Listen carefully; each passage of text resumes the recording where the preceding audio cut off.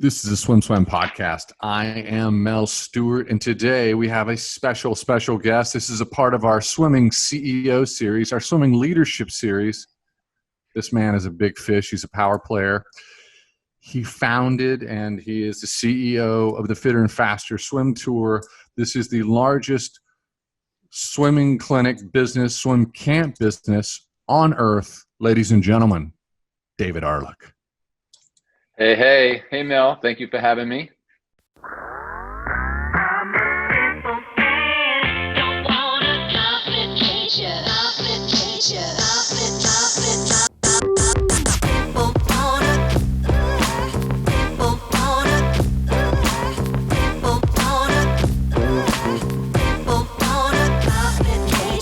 Good to be here. Thank you for the great introduction. I appreciate it.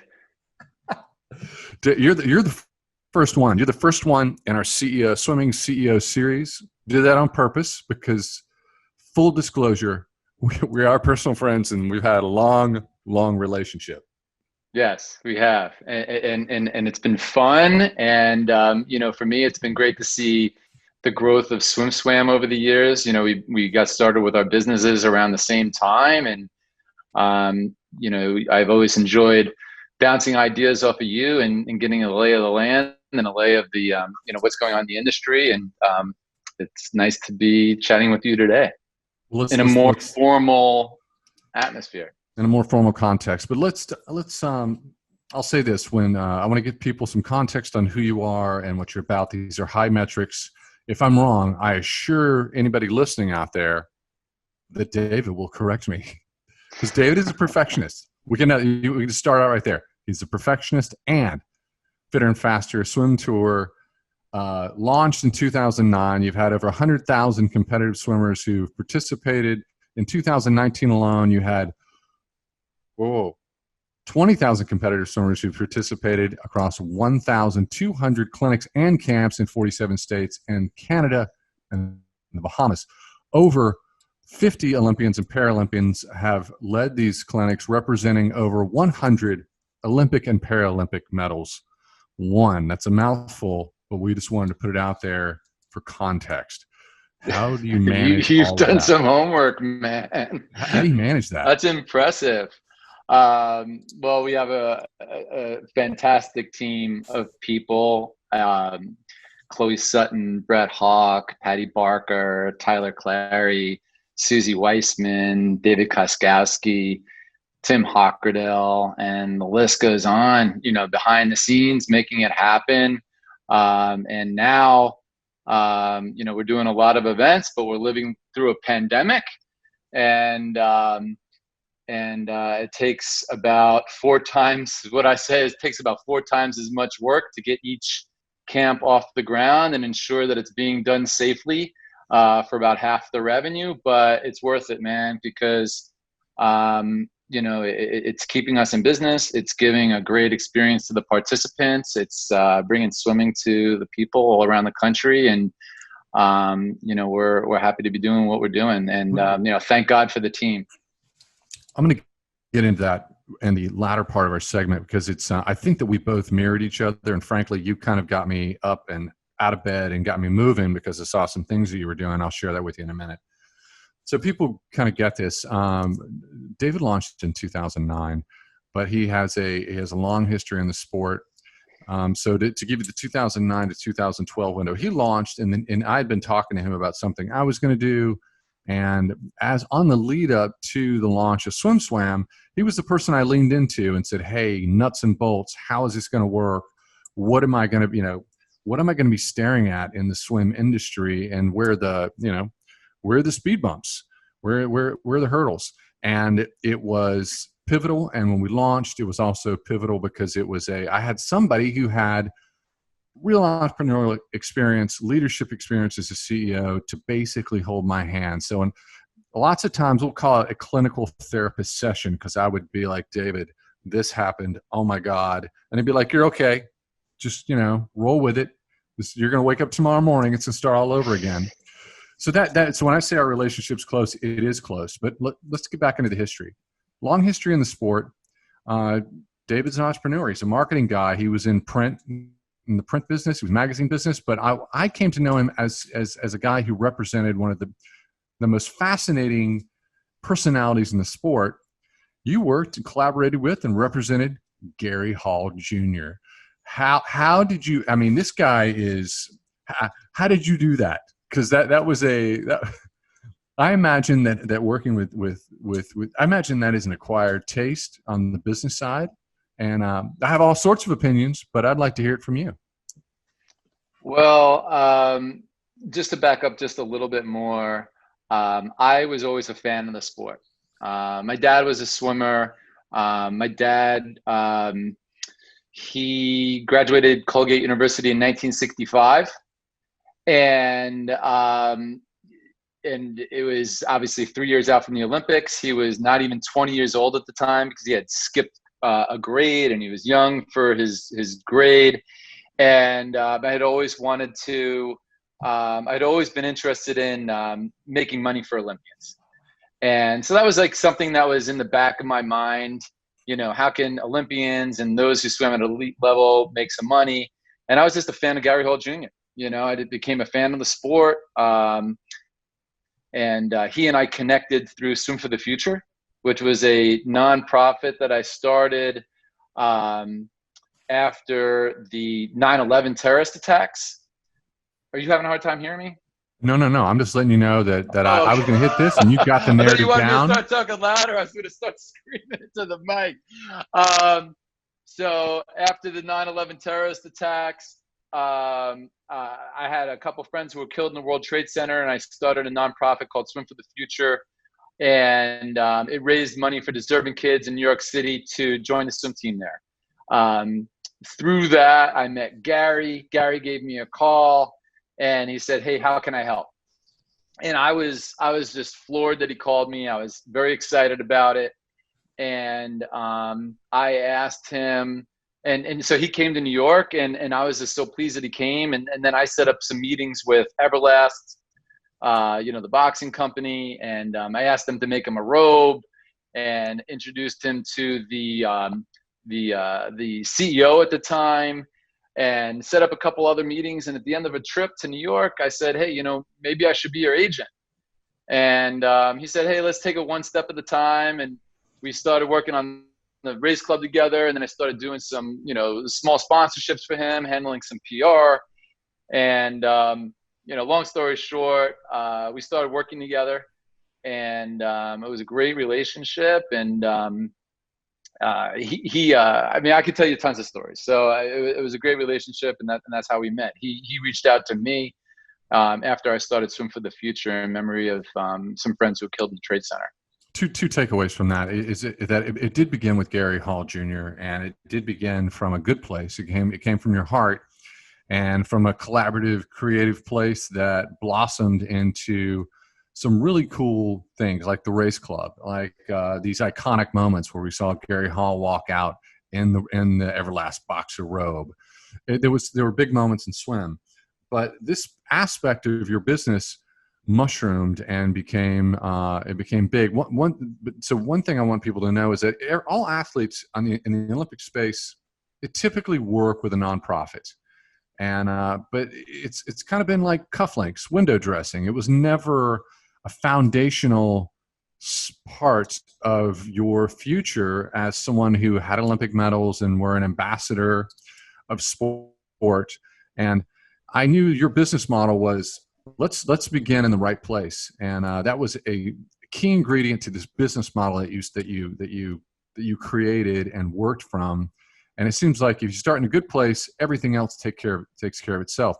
Well, I just want to know how big did this mushroom? Like how many? At one point, you had so many. You were working with so many Olympians. I was like, it was enormous, and you had all the icons. Well, I mean, the thing that attracted me to work with Gary, I had never represented an individual athlete before, and the thing that had really attracted me to him was the fact that he has type 1 diabetes. So I felt that the value that he brought to the marketplace, the diabetes marketplace, was just so tremendous. And I really educated myself on the diabetes marketplace. And for one full year, my promise to Gary was I will not take on any other work other than you leading up to the Olympics. I will immerse myself in Gary Hall Jr. in the race club. I learned everything I could about diabetes. I met with all the companies, and I knew that the reward for the hard work would ultimately be some really large, meaningful deals that can pay bills, and then some for a long period of time. So that's how I really got started. And then actually after the Olympics, what had happened was I started signing and that's the 2004 Olympics. After the 2004 Olympics, I actually signed other athletes that had diabetes as well. So I signed a kid from American Idol. I signed Chris Dudley, who played in the NBA and later ran for governor of Oregon, and a number of other athletes who were and celebrities who were doing big things in diabetes. And then slowly I started signing other swimmers, and that's when I began to realize, hey, maybe I should create a platform that can generate income for many, many, many more elite athletes than are currently earning any money through the sport.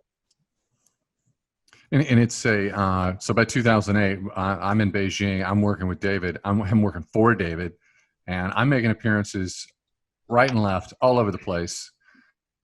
And but you're constantly on your phone booking appearances and I'm like, who are you working with? And literally the list is so long. Everybody, the word got out of what you were doing.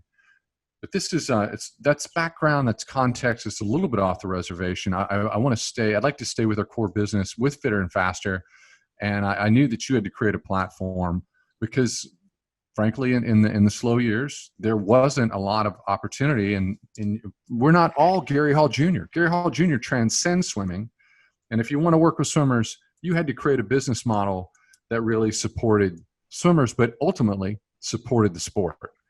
And when you listed off, you've worked with over 50 Olympians and Paralympians, over 100 Olympic and Paralympic medals won.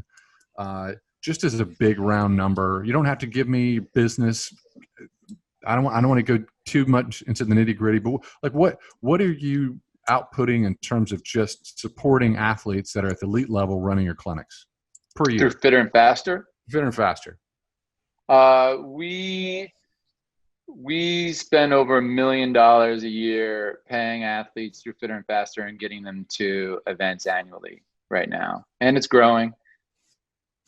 That is a rare metric for companies in swim. To give you an idea just how big Fitter and Faster is as a private company, and to start from zero and grow into something like that is huge. Did you ever think when you started, like, the outlay is going to be 7 figures to elite swimmers? That's why I did it, honestly. It's one of the reasons why we did it. I know what I was capable of doing and what the athletes were capable of doing and how we can serve the marketplace. So I had a vision for where we can go. And over the last couple of years, we've been achieving, that vision, and we still have a way to go. It's a nice feeling. When I first started the business, really the only swimmers that were making any money, like any money at all, were medalists, Olympic medalists. And the ones that were getting the best deals were the surest bets for the swimsuit companies, the people who had a good chance of winning 3, 4, 5 medals or more at the Olympics. So even if they didn't do what was predicted, there's still a probability that they were going to walk away with some sort of individual medal, right? So the company would, be able to hedge their bets. No one was thinking about the 200 breaststroker that only swam in finals at the Olympics, or the prelim swimmer on a relay, and certainly not finalists from NCAAs or Olympic trials who didn't make the Olympics. Like, that was just unheard of before Fitter and Faster. And, USA Swimming, understandably so, they would, only promote, primarily promote those athletes. When we got started, it was before the APA, so that stuff was all non-existent. And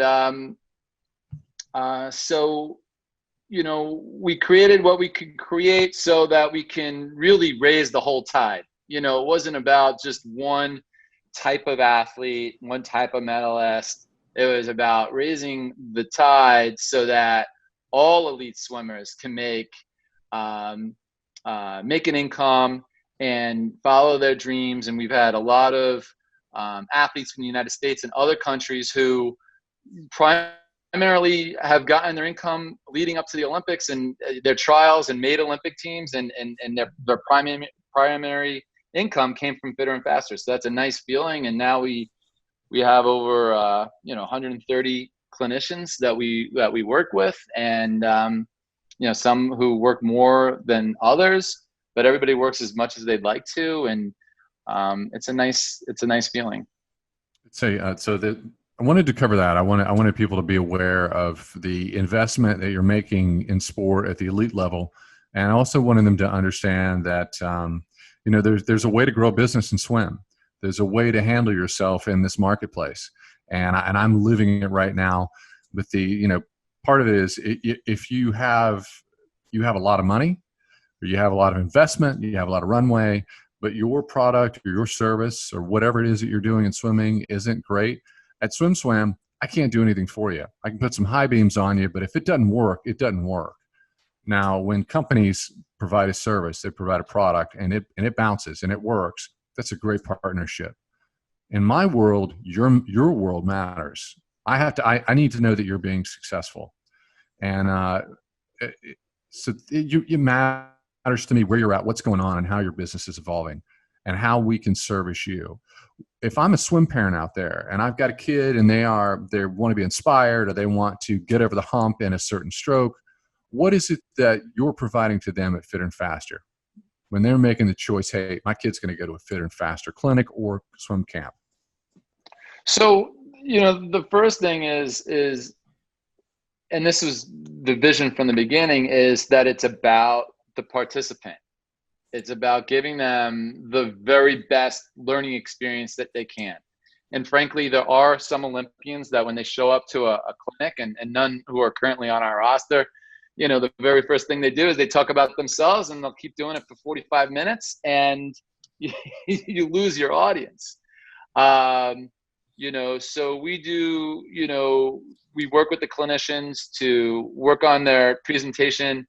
This is what you're here for. They're excited to work with you. Hopefully they've read your bio. We give them a brief intro, but they're here to learn, and we're here to get them to improve. And we get surveys after the events, and we work with the clinicians, and we want good results. So with every event that we do, we're looking at what we can do better. We're looking at the teaching platform, and actually, interestingly enough, as difficult a time as it is right now in COVID, one of the really nice things that's coming out of all this is the adjustments that we've been forced to make with our clinics due to social distancing. So we've significantly reduced the size of our sessions, and we don't want to have the clinicians in the pool at the same time as the participants. So the way we're running the events right now is providing for a lot more individual feedback. I've gone to about a couple dozen sessions of camps over the last couple months to see for myself on how the camps are being run. And the clinicians are learning the participants' names, their first names. It's not like, hey, you in the yellow cap. It's, hey, John, try doing this. They're making stroke corrections, and it's a much more personable experience. So that's something that we're probably going to continue doing even after the pandemic is behind us. So we're learning a lot, and the quality of our clinics is it's the only thing that keeps us going. It's not the name of any one particular athlete. It's not the name of our company. It's the experience that we deliver. It's a so I got to tell people this. I think I did some of the first fitter. I led some fitter and faster clinics back in 2009, and I must say I felt like I'd done probably 500 clinics before then because I won my medals in '92, and I thought I did a pretty good job. And David let me know, hey buddy, I love you, but you need to think about X, Y, and Z. But what he did was he got me out of my head of, okay, you've achieved this medal.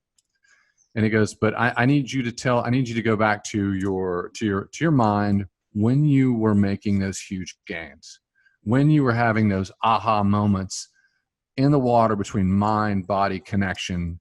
And he says, I guess that's what those kids need to leave here with that wisdom.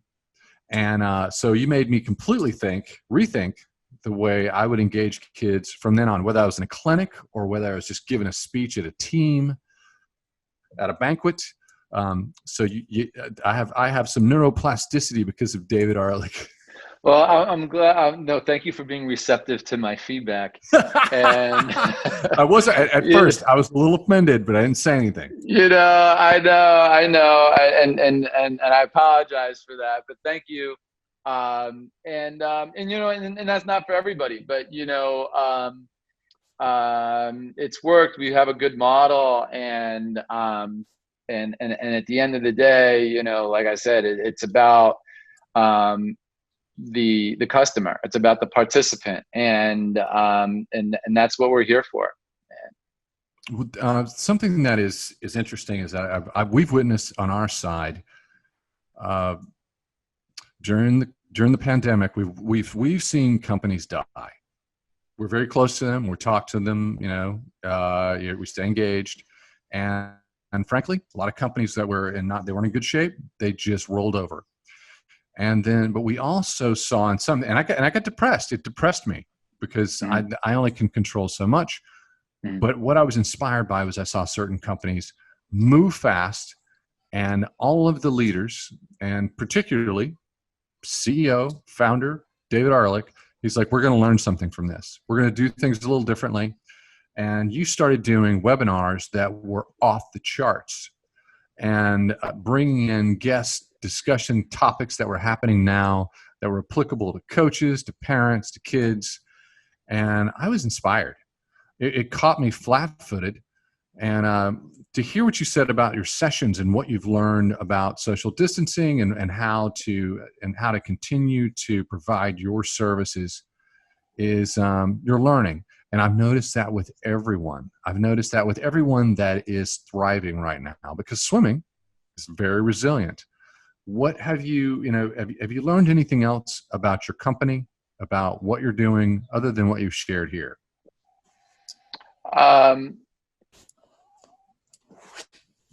There's so much that we've learned, during this period. I've gotten the chance to speak with literally hundreds and hundreds of coaches around the country who have hosted events in the past, or were going to host events this year. We had to postpone events and then reschedule them. And then of course, when we're having those conversations, you hear about what they're dealing with. Everybody's dealing with something different. I think one of the best expressions I've heard was that we're all in the same storm, but we're all on different boats. And so it really helped me to hear their stories. Inspiration doesn't just come from people who are achieving at super high levels and making tons of money and flying on jet planes and stuff. Inspiration can come from hearing the stories of people who are struggling and just trying to make ends meet, or who are just not finding success, because maybe in speaking with them that they inspire you to do something new or something different, or to look at your situation a little bit differently. So, I've been inspired by, 90% of the people I've spoken with. I've been completely disappointed by about 10% of the people that I've spoken with, which is pretty good percentage wise. And on my staff, I knew that we were going to be faced with some very big challenges. We had no income essentially from our traditional business from the first week of March through the first week of June, and our biggest month of the year is April. So when you have your biggest month like that, and that month can carry other months. So right from the get-go, you had options like with the PPP. You can as long as you're maintaining 75% of what your payroll was for the previous year, you'll be all right. I just said from the get-go, I'm like, you know what, guys, we're going to fight through this thing. We're going to keep our whole staff. We're going to keep everybody at their full salary. That's my plan, and that was my plan from the beginning. And that's just how we go.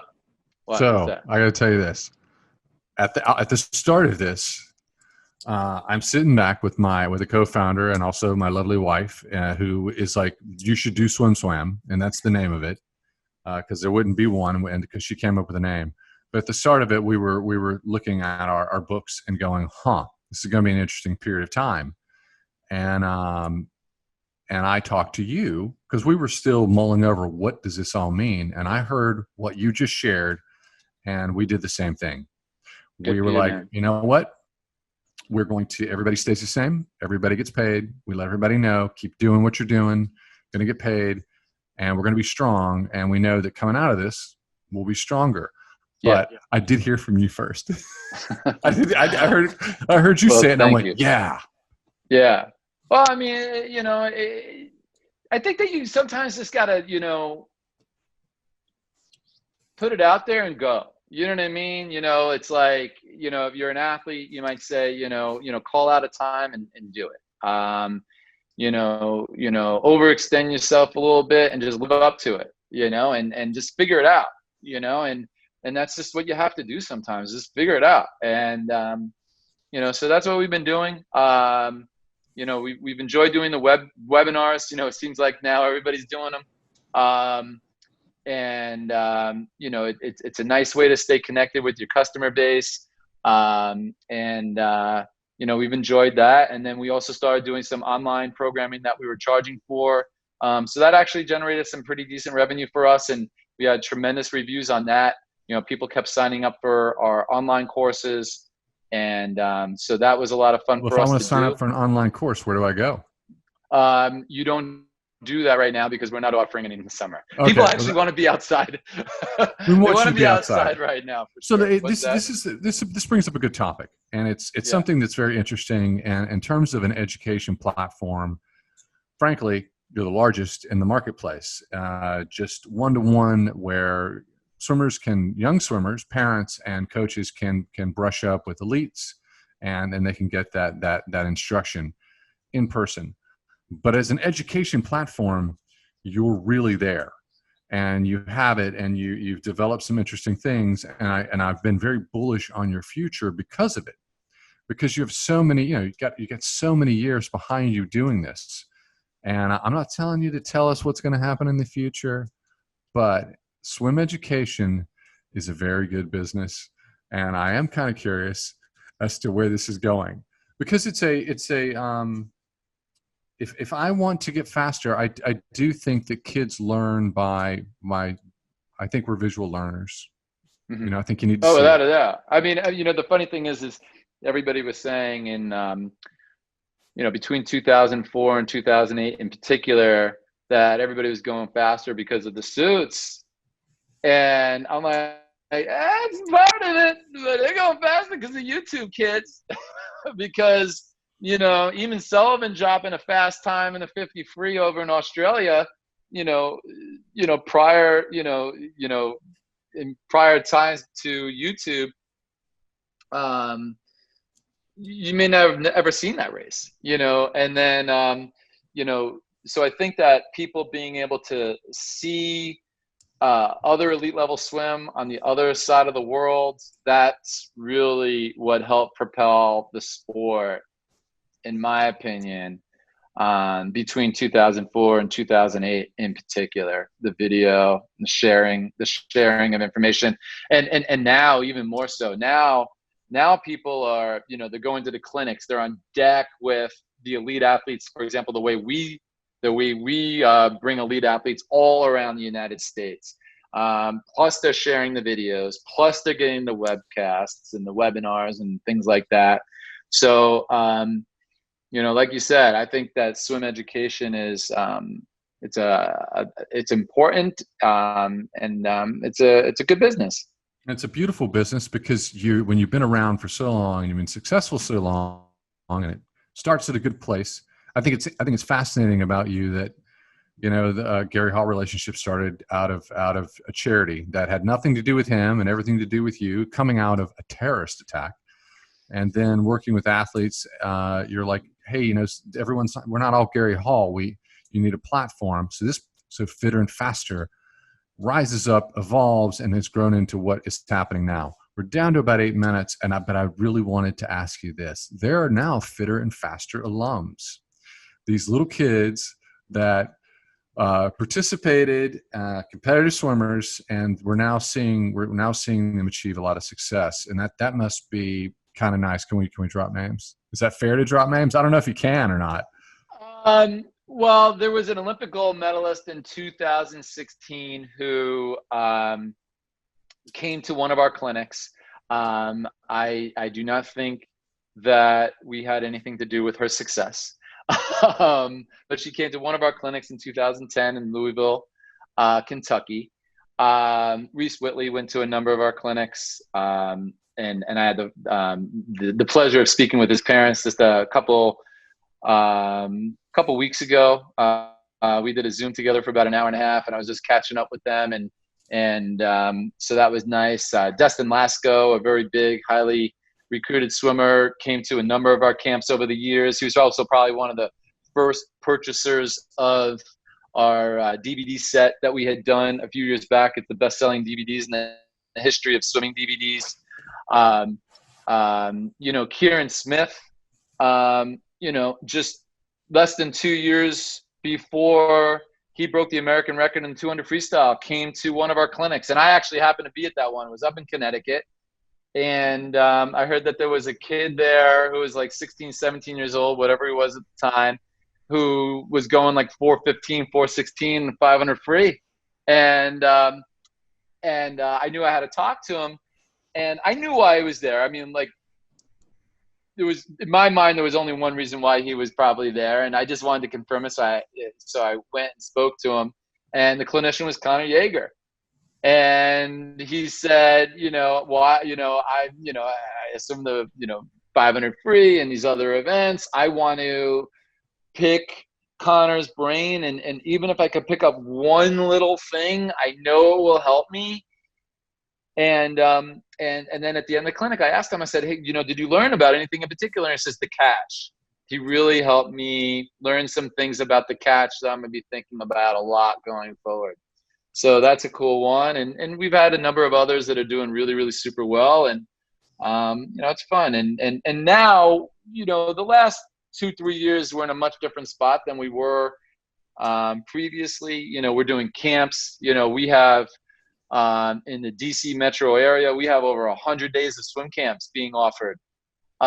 So kids are coming and they're spending, several hours a day, learning new techniques. Each week has a different technique. It might be comprehensive freestyle. It might be comprehensive butterfly. So we do about 8 to 10 weeks of that. So I'm sure we're going to have a lot more super fast, high achieving swimmers coming out of the program. But it is swim education. It is an experience. But the interesting thing about this is that we've had this in form for decades and decades and decades. Because when I was a little kid, John Neighbor did a clinic, and I became his friend. And but you never forget it. So you're providing this service that impacts a kid's life, and they have this moment outside of their normal environment, and it makes an impression on you. And I am 10 years old, and I still remember staring up at John Neighbor showing me how to rotate and backstroke. That was the first time I knew, I really need to rotate in my backstroke. And I will remember that for the rest of my life. How cool is that? No, it's awesome. So it's a beautiful thing, and you're doing it at a super high level. I got to say this. So I started out with you in 2009, and I was doing the first clinics. I'm, by the way, doesn't ask me to do them anymore because apparently I'm too old and I'm not good enough. But I've gone to the clinics, and I've gone in over the years, and it's huge. It is, in terms of walking into the venue, you are walking into an event. And I just felt like you were very sensitive to that. And I like that. It like changes your brain chemistry. It's like, I'm here for something to happen. Something's happening today. Yeah. Well, we do a lot less signage these days than we did in the past. We wanted to make the setup a bit easier. We were sending hundreds of pounds of signage years back, which is not only very expensive, but it's very time consuming to do all the logistics on that. And ultimately we want people there for a really, really high quality swim clinic, and for the clinicians to be focused on being a swim clinic. And, so that's a very, very big part of the signage is important, and having our branding up is important, but sending hundreds of pounds to every single camp is not quite as important as it once was. I just got excited when I saw the logo, because I always thought that your logo design was one of the cooler designs in swimming. It was unique. I hadn't seen anything like it. And I got to, by the way, folks, I got to see iterations before it went live. Thank you. We're down to 2 minutes, and Okay. we're gonna bring on some other leaders in the sport, and I'm hoping that I've learned something from this, and you've learned something from that. I'm sure you're going to tell me later. But if you're talking to leaders in the sport in less than 2 minutes, what are the things that you think people want to know? What do people want to know about our sport from the business side? Well, that's interesting. I think that people obviously would be curious about how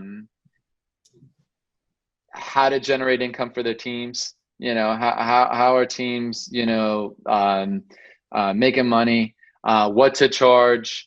That's obviously a very big issue, and probably one of the biggest issues right now.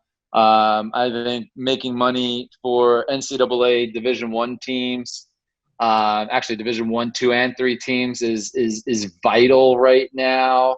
They need to have a good business plan going into the future. Right now it's very easy for schools, unfortunately, to make cuts that we don't want them to make. It's very easy for municipalities to make cuts that we don't want them to make. So I think it's important for those who rely on institutions that have facilities and have teams to understand that they have a responsibility to generate income. Well, buddy, I think that's a great place to end it. Will you come back? Sure, of course.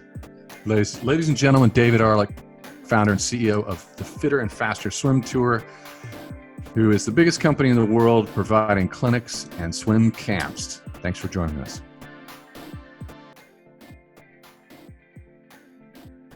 You've been listening to the SwimSwam podcast. Stay tuned for new episodes every week.